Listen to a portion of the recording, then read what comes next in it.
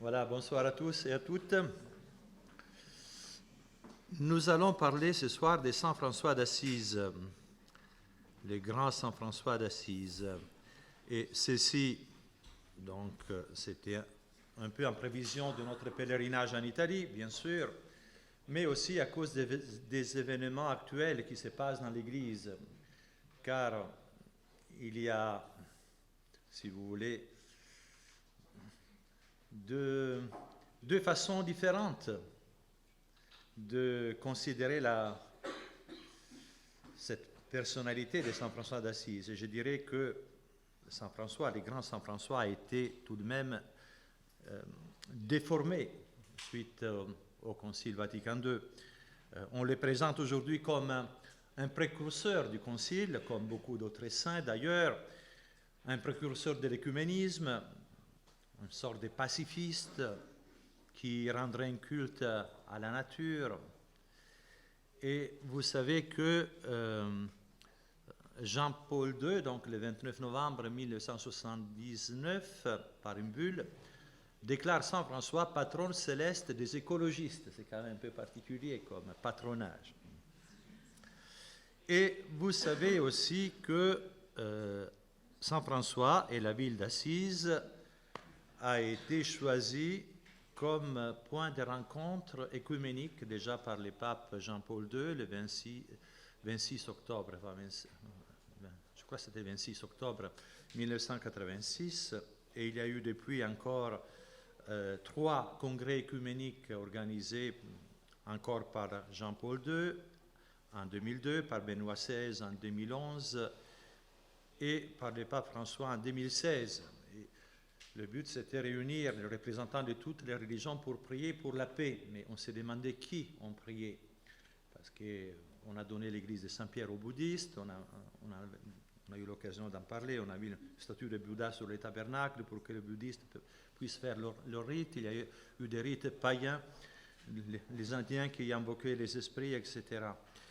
Et donc, tout ça sous le manteau, si vous voulez, de Saint François, lors d'une interprétation particulière de son message. Vous savez aussi que le pape François, il s'appelait ainsi en honneur de Saint François, et qui a écrit sa première encyclique, donc le 24 mai 2015, intitulée « Loué sois-tu ». Ce sont les premières paroles du cantique des créatures. Loué sois-tu mon Seigneur avec toutes tes créatures.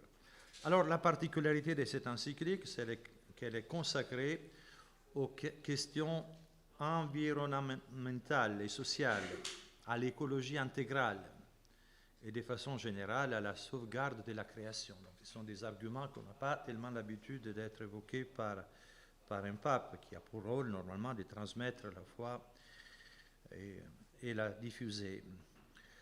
Donc, ces nouvelles considérations ont porté tout récemment, donc le 4 octobre, qui était la fête de Saint François, organisé une cérémonie, comme vous savez peut-être,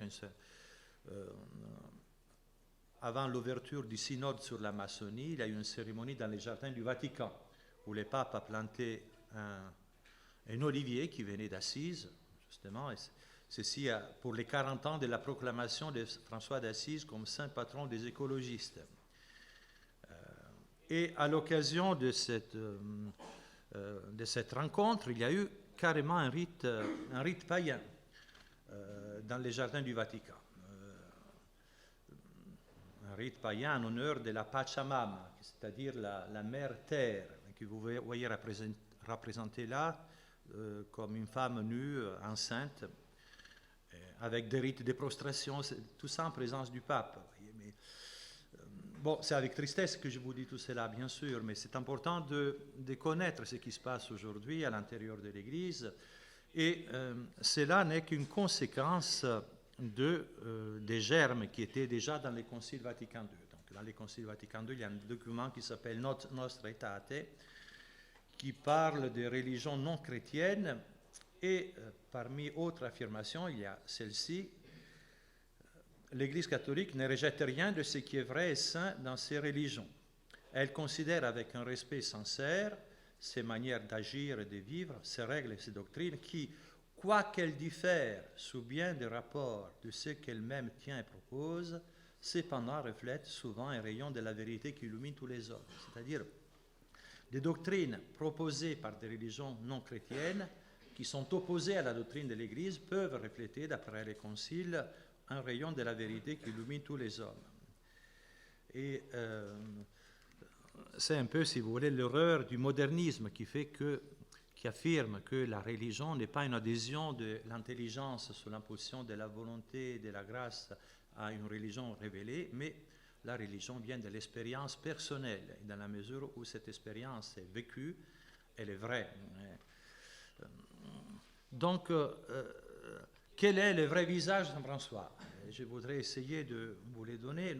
Ce n'est pas un visage personnel, vous voyez, comme j'interprète Saint François, mais c'est le visage que l'histoire nous a donné, que ses biographes nous ont donné, surtout ses premiers biographes, Saint Tommaso d'Acelano, Saint Bonaventure.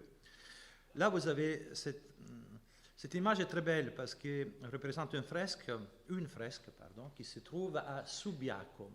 Subiaco, c'est là où Saint Benoît s'était retiré, dans le Sacro Speco, où il priait, il faisait pénitence. Et parmi les fresques, il y a celle de Saint François. Et pourquoi on dit que c'est le vrai visage de Saint François? Parce qu'il a été fait de son vivant.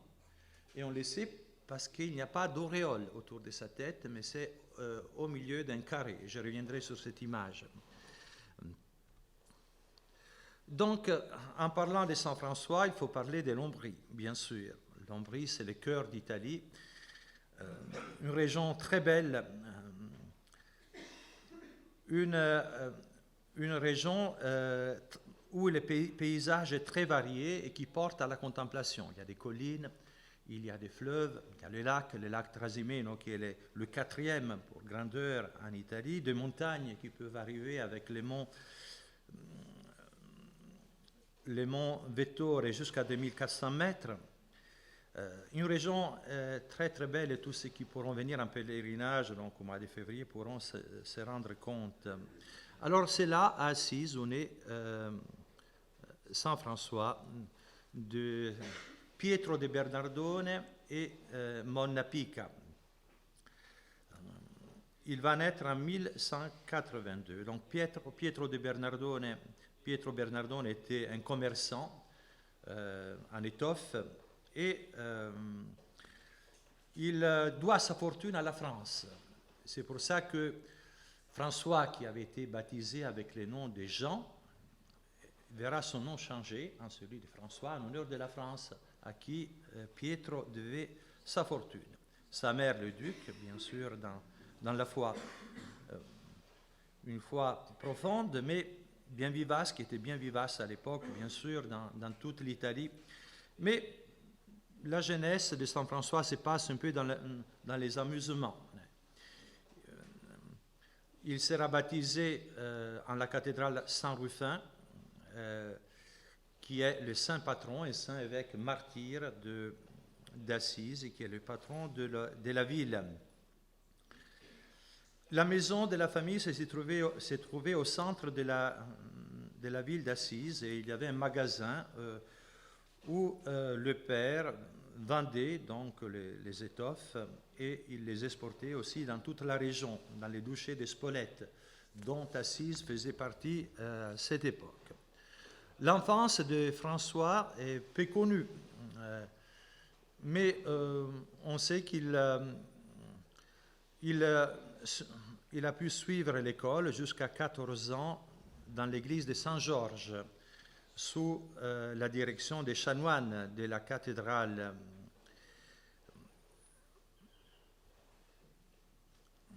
Là, vous avez la cathédrale Saint-Rufin, où il a été baptisé, et la statue du saint évêque martyr, qui est le patron de la ville. Donc, François passe sa vie dans l'amusement, un peu avec le jeune de son âge, sans faire de grosses bêtises. Mais la religion avait une place dans sa vie, mais pas si importante comme elle le deviendra après sa conversion. Alors, pour comprendre sa conversion, il faut parler tout d'abord de cette guerre en 1153, une guerre entre Assise et Pérouse, et en 1200, qui avait commencé donc en 1154, et voici qu'en 1202, François, qui a 20 ans, va participer au combat. Et là, Assise va subir une terrible défaite, avec beaucoup d'hommes qui seront tués dans cette bataille. Et François sera capturé et renfermé dans une prison. Là, il va tomber malade dans la prison. Cette expérience va changer sa vie radicalement. Il va comprendre la vanité du monde et ce sera son père qui va les libérer en payant une rançon. Et là, François commence à se retirer dans des lieux solitaires. Et la beauté de la nature élève son âme vers Dieu. Ça, c'est les dons de science. Vous savez que nous recevons dans le baptême les dons du Saint-Esprit, par lesquels les dons de science, qui nous permet de voir Dieu derrière la création. Par la création, on peut remonter vers Dieu et l'adorer et reconnaître sa puissance et reconnaître l'empreinte qu'il a laissée dans la création.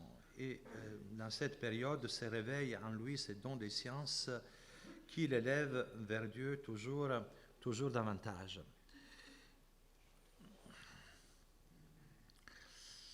Donc l'expérience de la guerre change sa vie, comme je vous disais, et un désir s'anime en lui. Le désir, c'est la période des croisades. Le pape appelle aux croisades pour libérer le lieu saint de l'emprise islamique. Il ne faut pas oublier qu'à l'époque, la plupart des habitants de la Palestine étaient chrétiens et subissaient la charia. Et l'islam constituait un grand danger pour l'Europe, bien sûr. Il y avait des razzias dans toute la Méditerranée. Déjà le pape Urbain II, le premier en 1096, appelle à la croisade, et il y a eu plusieurs croisades. Et là, il s'agit donc de la 4e croisade, et François décide de servir Dieu comme chevalier pour aller combattre, pour libérer le Saint-Sépulcre. Mais tandis qu'il se rendait donc dans les Pouilles pour partir à la croisade, voici qu'il tombe malade de nouveau, gravement malade. Et il passe une nuit dans l'église de Saint-Sabin. Et là, il a comme un rêve mystique, une révélation nocturne. Il voit donc un grand palais plein d'armes, ce qui représente son idéal de chevalerie. Et avec une voix qui lui indique que tout l'honneur, la gloire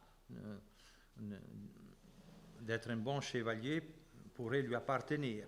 Mais il entend une autre voix qui lui demande qu'est-ce qu'il est mieux, de suivre le serviteur ou le maître. Et François répond bien sûr le maître. Et la voix lui dit, alors pourquoi tu as abandonné le maître pour suivre le serviteur? Donc il revient sur sa route une fois guéri, et il rencontre un chevalier tombé en misère et pris donc de compassion pour ce chevalier, lui donne son manteau et toujours davantage entre en lui la pensée de se donner à Dieu, de lui consacrer totalement sa vie. Il ira à Rome et son père l'avait envoyé à Rome pour vendre de l'étoffe, mais une fois qu'il a vendu l'étoffe, il donne tout l'argent aux pauvres et il change ses vêtements contre celles de mendiants. Et il s'est mis à demander l'aumône devant la porte de Saint-Pierre par humilité. Autre épisode très important dans sa vie, c'est la rencontre avec le lépreux. Donc François avait horreur des lépreux, qui lui inspirait du dégoût. Bien sûr, la lèpre, c'est une maladie terrible qui était inguérissable à l'époque, qui déformait les visages, la chair qui tombe en lambeaux et on devient comme des monstres dans les visages. Et alors il voit ces lépreux, le premier instinct c'est de changer de route, mais derrière lui il y a comme une voix qui le pousse à se vaincre soi-même. Se vaincre soi-même. Il descend du cheval, il embrasse les lépreux. Et on verra toute la vie de Saint François sera consacrée certainement à la prédication, mais aussi, surtout la première époque, à s'occuper des pauvres, des malades, des lépreux. Donc cette victoire sur lui-même sera un moment fondamental dans la vie de François. Et donc, un autre événement très important, Saint François s'est retiré toujours davantage dans le silence, dans la prière, dans la petite église de Saint-Damien. Et ce sera là qu'en 1205, il entend par 3 fois du crucifix, ce crucifix que vous voyez là, qui se trouve aujourd'hui dans la basilique de Sainte-Claire à Assise, mais qui était à San Damiano. 3 fois, il entend d'une façon distincte cette voix, « François, va et répare ma maison, car elle est en ruine. Elle est toute en ruine. » Et bien sûr, François, il interprète ça d'une façon littérale, excusez-moi. Littérale, il commence et se dit, bon Dieu veut que je me consacre à réparer les églises, les chapelles. C'était une bien autre vocation à laquelle Dieu appelait Saint François. C'était de réformer l'Église dans ses fondements par sa vie, par sa prédication, par les ordres qu'il allait fonder. Donc, il continue à vendre les étoffes de son père pour donner l'argent aux pauvres. Après avoir vendu donc beaucoup d'étoffes que son père lui avait données, il décide de donner l'argent aux prêtres qui s'occupaient de l'église de Saint-Damien pour la réparer, justement. Mais le prêtre qui craignait Bernardone ne veut pas accepter. Et son père pense que Saint François c'est un déséquilibré et il décide de l'éloigner un peu de la foule, de le renfermer un peu dans l'espoir qu'il puisse reprendre ses esprits. Mais il n'y a rien à faire. François est bien décidé à continuer dans cette vie de prière, de dépouillement des biens matériels et d'aumône. Alors son père décide de le dénoncer au consul d'Assise pour le faire arrêter dans l'espoir que sous la pression de la punition, François puisse retrouver ses esprits. Mais son fils fait appel à l'autorité ecclésiastique et il y aura un procès face à l'évêque. Toute la ville était présente et là va se passer cet épisode que vous connaissez. François se dépouille de ses habits. Et il dit à son père, jusqu'ici je t'ai appelé Père sur terre, désormais je peux dire notre Père qui est aux cieux, puisque c'est à lui que j'ai confié mon trésor et donné ma croix. Et François va épouser Dame la pauvreté. Ce sera une caractéristique très importante de sa vie spirituelle. Et là, il va quitter Assise. Donc l'évêque le couvre de son manteau, bien sûr pour couvrir sa nudité, mais aussi pour manifester la protection que l'Église lui accorde. François quitte Assise pour se rendre à Gubbio, où il avait des amis. Notamment, donc, à Gubbio, il va retrouver Federico Spadalonga, qui avait partagé sa prisonnière suite à la bataille d'Assise que Assise avait conduit contre Pérouse.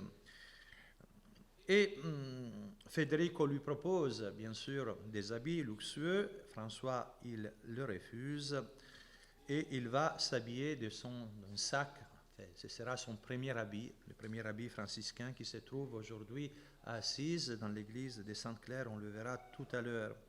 Dans la maison de Federico Spadalonga, à Gubbio, il y a maintenant une église, bien sûr, consacrée à Saint François, en plein centre de la ville.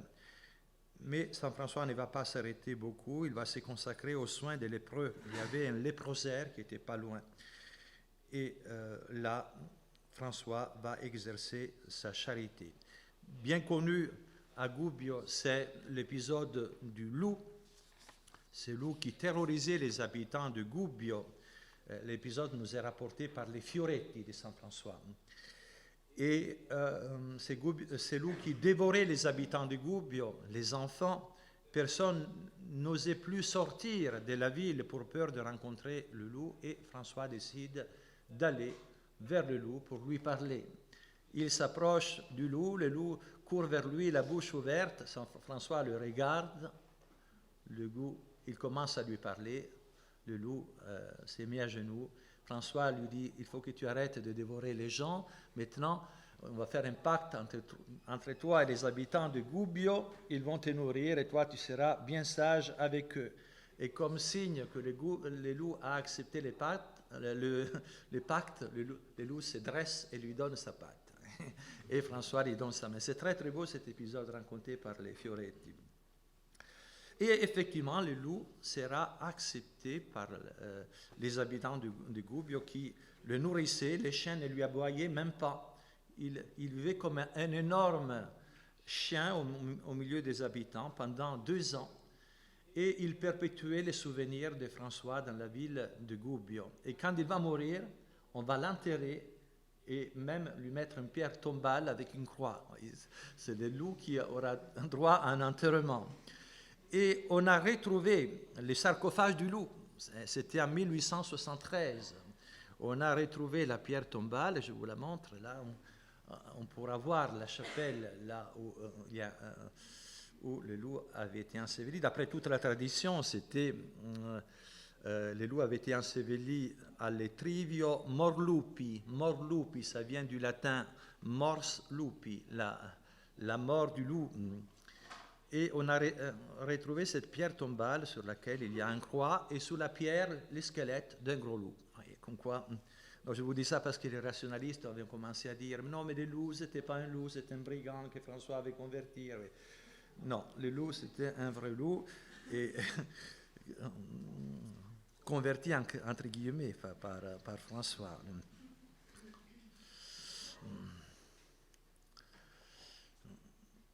Donc, François se donne à Dieu, mais c'est un combat que s'est donné à Dieu. Il va restaurer la chapelle de Saint-Damien et la portiuncule. La portiuncule, c'est cette petite chapelle qui se trouve maintenant dans l'église Santa Maria degli Angeli. Juste à côté,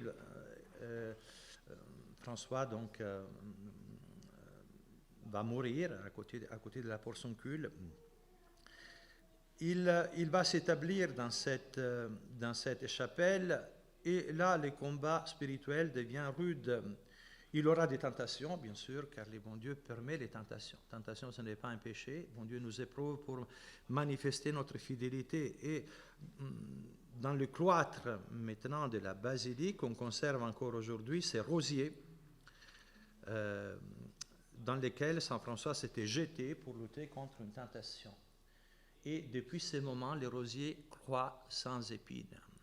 Et c'est uniquement là-bas, c'est la Rosa Canina Assisiensis qui croit sans épines.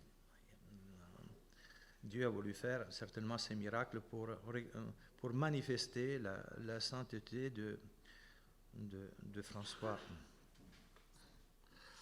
Et Saint François donc commence à prêcher l'Évangile, commence à avoir des disciples, bien sûr, qui vont le suivre. Bernardo di Quintavalle, qui était un ami d'enfance, qui était un homme très riche, qui vend tout pour donner l'argent aux pauvres et pour suivre François. Et il y a en Italie, bien sûr, beaucoup d'endroits qui portent le souvenir du passage de Saint François. On peut dire qu'il a passé sa vie à marcher a pérégriné pour prêcher l'Évangile. Le prêcher par sa présence, prêcher par la parole. Là, vous avez les couvents des Santignes, c'est juste à côté de San Leo, c'est pas loin de ma ville, de Rimini, je connais assez bien, à côté de San Marin. San Marin, c'est un petit État indépendant en Italie. Et François s'est dirigé à San Leo pour prêcher, et c'est là où il prêchera. On conserve encore l'arbre, enfin, l'endroit où il a prêché, et c'est là où il a reçu en don la montagne de la Verne. On en parlera tout à l'heure. Il va recevoir les stigmates. Eh bien, il s'est dirigé vers San Leo, et là il se perd, et pendant la nuit, voici qu'un feu miraculeux lui indique le chemin. Et là, François va fonder un couvent qui s'appelle justement Santigne, ignis, ça veut dire feu en latin, en l'honneur de cet épisode de sa vie. C'est un couvent magnifique qui est malheureusement où il n'y a plus de moines, dans un endroit fabuleux en pleine nature. À Villa Verrucchio, encore un village pas loin de Rimini, Saint François est passé par là, il a logé là-bas, et après son voyage, il a planté un bâton qui était sec, son bâton de voyage, qui est devenu un arbre, un grand arbre, voyez, qu'on peut voir encore aujourd'hui, le cyprès de Saint François. C'était 1213, 25 mètres de hauteur, 5 mètres 30 de conférence. C'était un bâton sec que François a planté. Dans l'endroit où il logeait, on a bâti une petite chapelle et le couvent des franciscains. Et pour diriger donc ses premiers disciples, ils étaient 12, un peu comme les apôtres. On peut dire que la vie de François est modelée sur la vie de notre Seigneur. Les biographes font remarquer cela.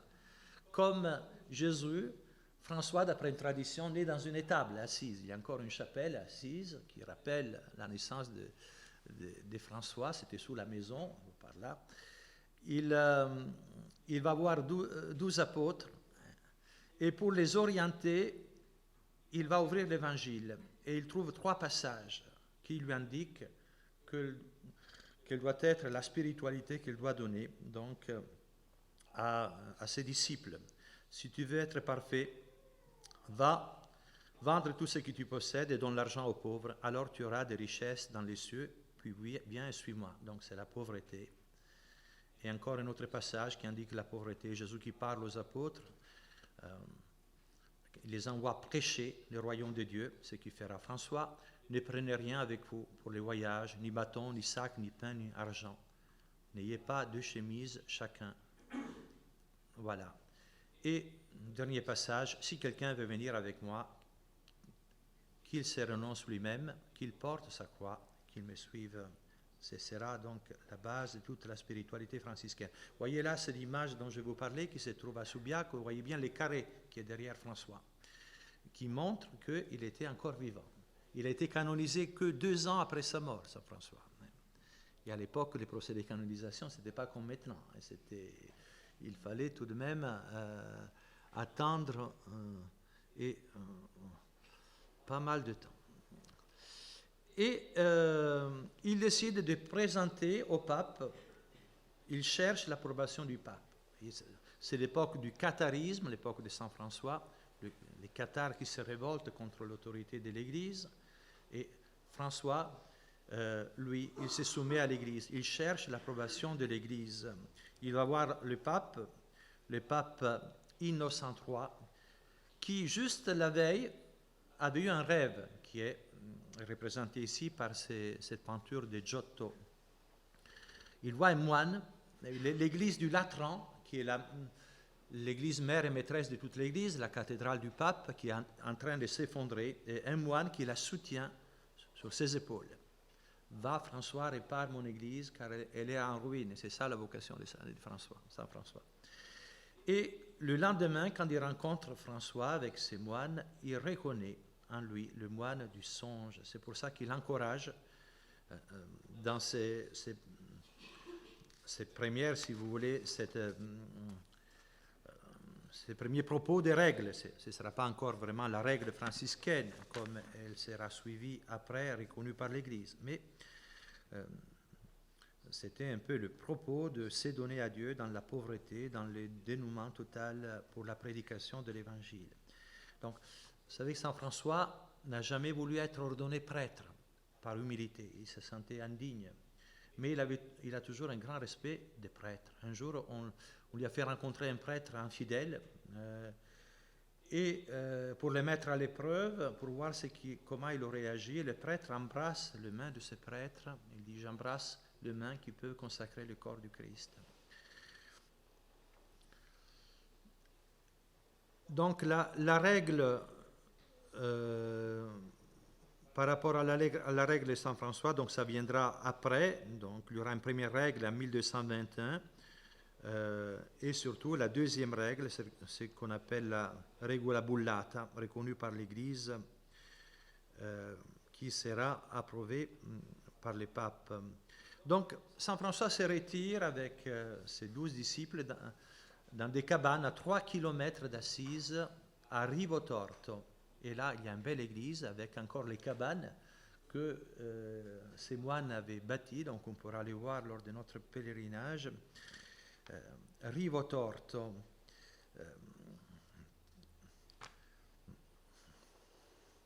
Mais à cause de... C'est un endroit qui était un peu malsain dans la plaine, ils sont contraints de l'abandonner. Et à cette période se situe aussi la vocation des clercs, Claire Schiffi, fille d'un noble d'Assise, Favarone di Offreduccio. Donc elle s'enfuit de la maison paternelle la nuit du dimanche des Rameaux et rejoint Sainte Marie des Anges.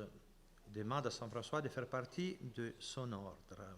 Ce sera donc le deuxième ordre franciscain, l'ordre des Clarisses. Et bon, il y a pas mal d'épisodes dans la vie de Sainte Claire, bien sûr, sa sœur Agnès aussi quittera la famille pour se consacrer à Dieu. Un épisode très connu, c'est celui des Sarrasins musulmans qui, débarqués en Italie, arrivent jusqu'à Assise et veulent piller le couvent. Et Claire fait face aux Sarrasins avec un ostensoir et les chasse en 1241. Donc, dans l'église de Saint-Georges, l'église de Saint-Georges à Assise, où Saint François avait fait ses études, sera détruite et remplacée ensuite par la basilique de Saint-Clair, construite entre 1257 et 1264, où il se trouve le corps de Saint-Clair et des reliques. Donc au milieu, vous avez la tunique et le manteau de Saint-Clair. En bas, vous avez aussi, donc, en bas sur votre gauche, ses cheveux que Saint François lui avait coupés quand il s'était consacré à Dieu, son cordon. Et vous avez aussi à la gauche l'habit de Saint François après sa conversion, qu'il avait pris à Gubbio, si vous vous souvenez bien, ainsi qu'un sandal après les stigmates, son cordon. Un petit mot sur le pardon d'Assise. François a été enflammé du désir du salut des âmes, car il se rendait bien compte que le but de l'homme, c'est le ciel. Et c'est pour ça qu'il partait prêcher partout, il est venu en France, il a parcouru des pays entiers, il est allé jusqu'en Égypte pour le salut des âmes. Et il voulait obtenir de Dieu une grâce, la grâce qu'il y ait un jour, au moins dans l'année, où les hommes pouvaient recevoir la remise totale de la peine due à leur faute. Donc une nuit du juillet 1216, tandis que François priait la portioncule, Jésus et la Sainte Vierge lui apparaissent et on lui demande quelle grâce il désirait. Et François répondit en demandant qu'un pardon complet de toutes les fautes soit accordé à ceux qui confessaient, repentis ou revisitaient l'Église, la portioncule. C'est l'origine du pardon d'Assise. Donc le pape va voir le pape à Pérouse, le pape Honorius III à l'époque, et il obtient cette application de l'indulgence plénière, mais à un seul jour de l'année, le 2 août. Cette indulgence, aujourd'hui, est possible de l'obtenir pas uniquement par la visite de la portion culte, assise, mais par n'importe quelle église, aux conditions habituelles. Il est bon de rappeler les conditions pour gagner une indulgence. Vous savez que vous pouvez gagner une indulgence applicable aux âmes du purgatoire par la visite d'un cimetière jusqu'au 8 novembre. Se confesser, recevoir la Sainte Communion, réciter les credos de Notre Père, là, accomplir l'œuvre, là c'était visiter une église, un oratoire. Ici, il s'agit de visiter le cimetière et prier aux intentions du souverain pontife par un pater, un ave, un gloria. Et là, on peut recevoir la rémission de la peine due à nos fautes. C'est-à-dire que si on meurt après avoir gagné une indulgence plénière, on va directement au ciel sans passer par le purgatoire, ce qui n'est pas rien.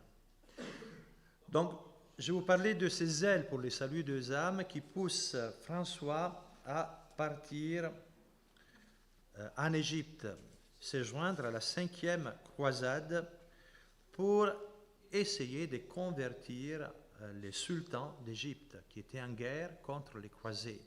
Il fallait du courage pour traverser les lignes, aller se présenter au sultan sans parler la langue. Et là, Saint Bonaventure, on nous dit explicitement que François reproche au sultan sa mauvaise religion et il justifie la guerre que les croisés lui menaient, justement pour lui empêcher de diffuser ses erreurs et pour libérer en même temps les sans-sépulcres et sauver les âmes que lui, par son attitude, a contribué à la perte. Donc François était favorable à l'idée de la croisade. Cela apparaît clairement quand on lit Saint Bonaventure, qui était un de ses premiers biographes avec Tommaso da Celano. Et là, pour convertir les sultans, il propose les jugements de Dieu, la preuve du feu. Il y a beaucoup de fresques, de peintures qui représentent cela. Il demande qu'on allume un grand feu et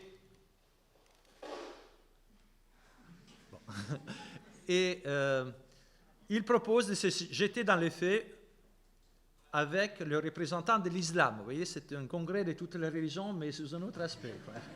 Se jeter dans le feu, celui qui sortait vivant, sa religion était la vraie.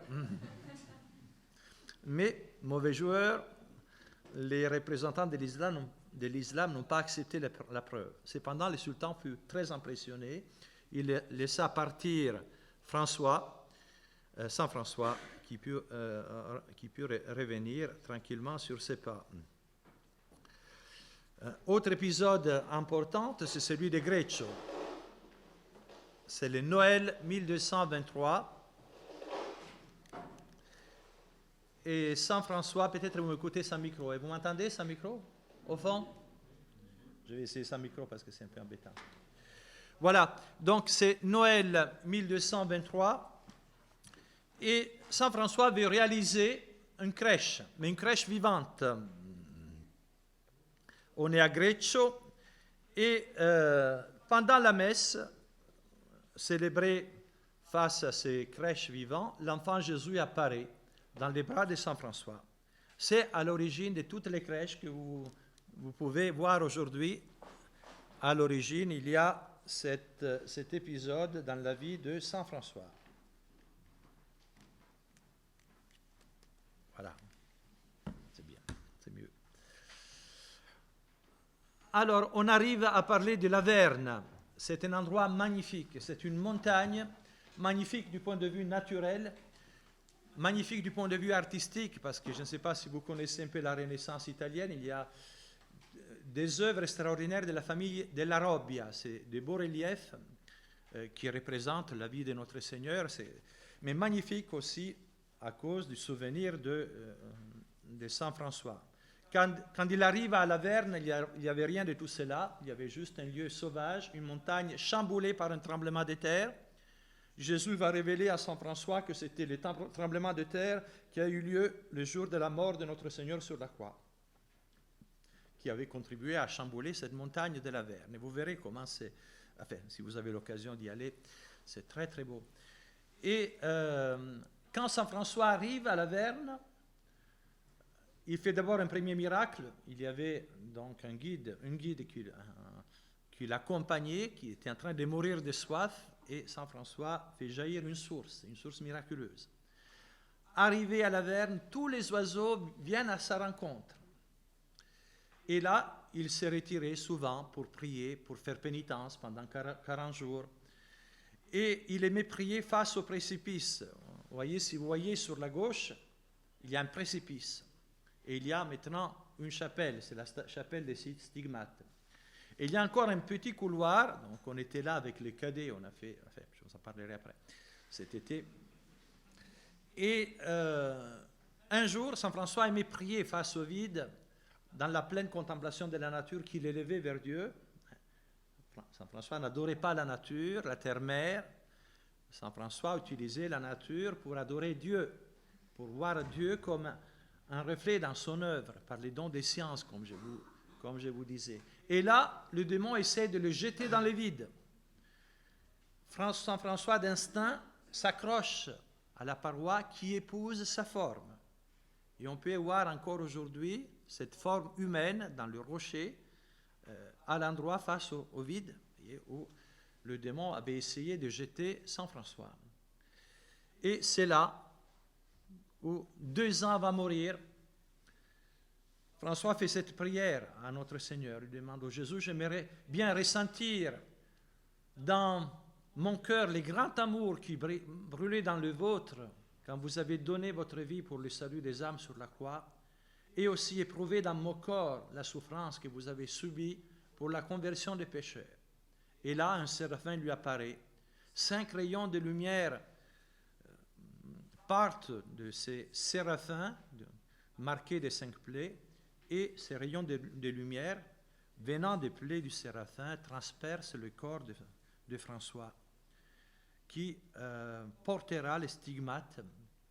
Il essayait de les cacher comme il pouvait pendant 2 ans, jusqu'à sa mort. Et Saint François va mourir donc à la Portiuncule, à côté de la Portiuncule, le 3 octobre 1226. Son corps sera transporté au Clarisse, dans le couvent de San Damiano, pour que Saint Claire et ses sœurs puissent lui donner un dernier adieu. Et on va bâtir une grande basilique où son corps sera enseveli. Vous voyez, vous avez la basilique, là vous avez vu un peu d'Assise. Si vous connaissez les Seigneurs des Anneaux, un peu, vous ne savez peut-être pas que Minas Tirith, c'est Assise. Tolkien s'est inspiré d'Assise.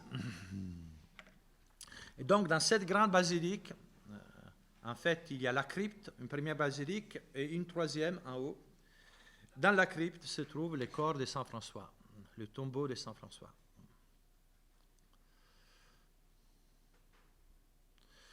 Donc, il sera canonisé par Grégoire IX le 16 juillet 1228, 2 ans après sa mort. Et nommé patron d'Italie par le pape Pie XII, le 18 juillet 1939, avec Sainte Catherine de Sienne. Saint François et Sainte Catherine de Sienne sont les patrons principaux d'Italie. Donc, pendant le pèlerinage, on aura l'occasion d'aller à Sienne aussi. Donc, vous verrez des reliques de Sainte Catherine, car son corps se trouve à Rome, dans l'église Santa Maria sopra Minerva. Donc, quelques mots sur la spiritualité de Saint François pour terminer. Bien sûr, Dame la pauvreté. François épouse Dame la pauvreté. Le détachement des biens de cette terre. Mais pourquoi? Pour pouvoir s'élever davantage vers Dieu. Comme Jésus a choisi la pauvreté, il est dans une grotte pour mourir nu sur une croix. Saint François veut imiter notre Seigneur. Une chose que je ne vous ai pas dite, c'est que dans la portion cul, il va mourir nu sur la terre nue. Il s'est fait dépouiller de ses habits, vraiment pour montrer ce détachement total du bien de la terre. La pénitence, bien sûr. À l'Averne, on peut voir le lit de Saint François. Bien sûr, c'est une pierre avec une autre petite pierre pour oreiller. C'est là où dormait Saint François et où un faucon venait le réveiller pendant la nuit quand c'était le moment d'aller prier. Un homme de grande pénitence. Mais là encore, la pénitence n'est pas recherchée en elle-même. La pénitence est recherchée comme un acte d'amour de Dieu. C'est détacher de soi-même, vaincre le vieil homme pour se donner à Dieu, pour montrer notre amour à Dieu. Et la joie parfaite, là, c'est très très beau, ce passage des Fioretti. Un jour, François s'est promené avec Fra Léon, qu'il appelait la petite brebis de Dieu, Fra Léon, qui était son secrétaire un peu, si vous voulez.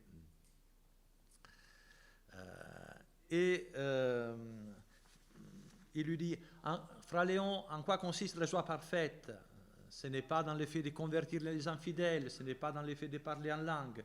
Mais, voyez, si maintenant nous arrivons dans notre couvent, le frère gardien ne nous reconnaît pas et nous dit, vous êtes de larrons, donc restez dehors. Et nous, on sera contraints à rester dehors, dans la neige, tout mouillé.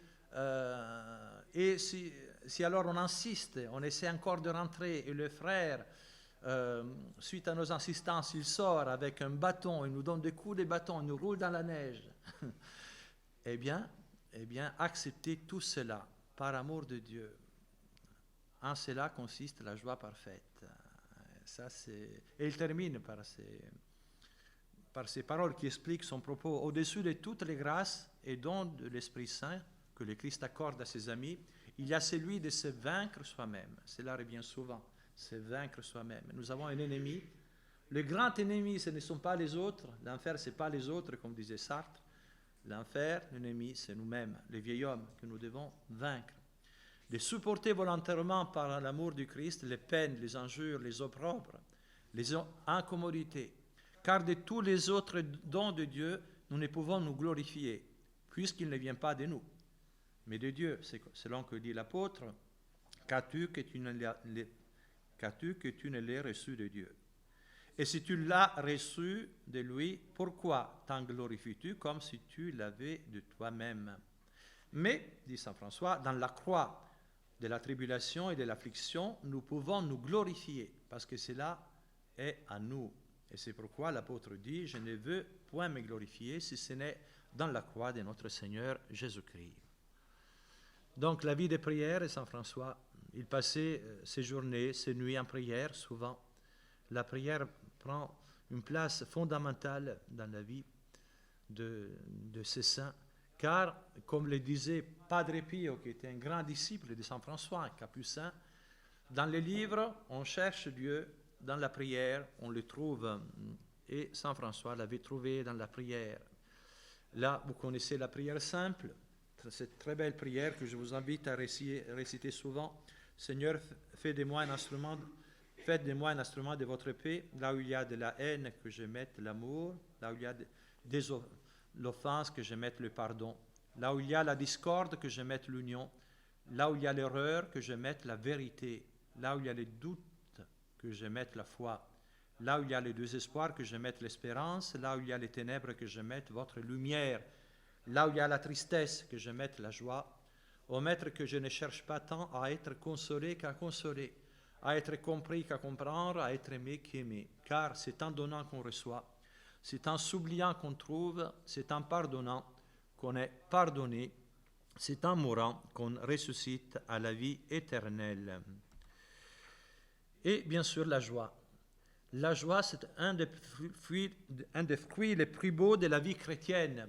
Un saint triste, c'est un triste saint, disait saint Philippe de Néri. Et saint François avait cette joie communicative. Et il disait justement, que sont les serviteurs de Dieu sinon comme des jongleurs qui doivent élever le cœur des hommes et les émouvoir de la joie spirituelle. Cette joie que le monde ne peut pas donner, mais que Dieu donne à l'âme qui vit dans son amour. Donc, l'amour de Dieu, celui des âmes. Saint François a consacré sa vie à sauver des âmes par son exemple et sa prédication, et sauver des âmes de l'enfer. Attention, en prêchant la vraie foi, car sans la foi, on ne peut pas plaire à Dieu, comme le dit Saint Paul. C'est pour ça qu'il était parti convertir les sultans en Égypte. Rien à voir avec l'œcuménisme. La foi par la prédication. Et il prêchait aussi aux oiseaux, aux poissons. Il demandait aux créatures de servir Dieu par leur chant, par leur vie. Il prêchera devant le pape Honorius III aussi. Alors, autre aspect intéressant, on en a déjà parlé, je passe rapidement, c'est Saint François et la nature. Saint François qui voit dans la nature l'image de Dieu. Alors là, il faut comprendre que avant le péché originel, il y avait une harmonie entre l'homme et la nature. L'homme était le roi de la création. Les bêtes fauves étaient soumises à Adam. Et la nature entière ne pouvait pas nuire à l'homme. Suite au péché, la nature se révolte contre l'homme. Maladie, mort et même cataclysme naturel, bêtes fauves, serpents, tout ce que vous voulez. Eh bien, par sa sainteté, on peut dire, et on le voit chez d'autres saints aussi, Saint François rétablit l'ordre primitif, un peu avec la nature. Il rétablit cet ordre qui avait été cassé par le péché originel. Et bien sûr son cantique des créatures, qu'il faut connaître. Il laudato aussi l'encyclique, la dernière encyclique du pape, mais qu'est-ce qu'il dit Saint François dans son cantique? Bien sûr qu'il parle des créatures, mais il part des créatures pour que Dieu soit loué, pour que par les créatures, pour que les créatures puissent louer Dieu, pour que l'homme puisse louer Dieu en partant des créatures. Et ce qui est quand même très important, il y a des passages très beaux, par exemple vers la fin, « Loué sois-tu, mon Seigneur, par ceux qui pardonnent pour ton amour, pardonnés par amour de Dieu, et supportent maladie et tribulation. Car par toi, très haut, ils seront couronnés. » Et ensuite, ça c'est le dernier couplet qu'il a composé, on dit sur son lit des morts, « Loué sois-tu, mon Seigneur, par notre mort corporelle, à laquelle nul homme vivant ne peut échapper. Malheur à ceux qui mourront dans les péchés mortels. Malheur à ceux qui mourront dans les péchés mortels. Heureux ce qu'elle trouvera dans tes très saintes volontés, car la seconde mort ne leur fera pas mal. La seconde mort, c'est l'enfer éternel. Louez et bénissez mon Seigneur et rendez-lui grâce et servez-le avec grande humilité. » Alors, juste vous dire que Saint François est le père de la littérature italienne. La première poésie en italien, c'est le Cantique des créatures. Et bien sûr, les miracles. Là, vous avez la source qu'il a fait jaillir à Laverne. À Montemurano, il va ressusciter une femme qui était morte sans pouvoir se confesser, pour la confesser avant qu'elle puisse paraître devant Dieu pour l'éternité. Et juste un petit mot sur les franciscains aujourd'hui. Les franciscains aujourd'hui, donc les premiers ordres, donc il y a les trois ordres, donc l'ordre des frères mineurs, qui est divisé aujourd'hui en trois congrégations. Les frères mineurs, Ordo Fratrum Minorum, qui sont habillés, ce sont ceux qui sont habillés en marron, si vous voulez. Il y a les frères mineurs conventuels, habillés en noir, dont faisait partie Saint Maximilien Kolbe, mort donc, dans un camp de concentration après avoir donné sa vie pour un autre prisonnier qui devait être tué. Et il y a aussi les capucins. Donc ça, c'est le premier ordre, divisé en trois parties. Bien sûr, l'ordre qui se rattache le plus ancien, c'est l'ordre des frères mineurs. Les deux autres viennent de réformes qui datent du XVIe siècle, comme les Capucins, approuvés en 1528. Le second ordre, celui des Clarisses, fondée par Sainte Claire d'Assise, composée des religieuses cloîtrées. Et après, le troisième ordre est né pour les laïcs, c'est-à-dire ceux qui, sans entrer dans les couvents, tout en vivant dans le monde, peuvent se rattacher à la spiritualité franciscaine. Voilà. Et un petit mot sur, vous savez, nous avons des capucins traditionnels à Morgon qui suivent la règle des capucins, donc c'est le premier ordre, la troisième branche du premier ordre, si vous voulez. Et habillés comme Saint François, avec un habit rapiécié, pieds nus, c'est très édifiant. Juste une bibliographie essentielle, si vous voulez approfondir la vie de Saint François. Il y a la vie de Thomas de Celano, c'était son premier biographe, celle de Saint Bonaventure, les Fioretti de Saint François. Il y a un livre romancé, Saint François d'Assise, c'est un converti qui l'a écrit, un nom imprononçable, en fait, c'est un Danois, je crois. Et Chesterton, donc Saint François d'Assise. Et pour terminer, le chemin de Saint François. Ça, c'est quelque chose que j'aimerais bien faire avec les jeunes pros. Et oui, qu'est-ce que c'est que le chemin de Saint François? C'est un chemin un peu comme celui de Saint Jacques, si vous voulez, qui part de la Verna, où il a reçu les stigmates, jusqu'à Assise. Et après, on peut continuer jusqu'à Rome si on veut. Mais en fait, la première partie, déjà, on peut le faire dans 6 jours, à peu près. C'est magnifique, magnifique. On passe par des montagnes, on passe par des vallées. C'est quelque chose de vraiment splendide. On en a fait une partie avec les cadets au mois d'août, en partant de la Verne à pied. Et après, la dernière partie, on a dû le faire en voiture, en stop, parce qu'on n'avait pas assez de temps. Mais c'est vraiment très beau. Encore aujourd'hui, il y a des ermitages franciscains qui sont accrochés à des montagnes.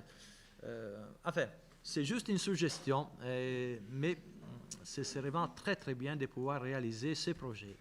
Et voilà, je m'arrête là.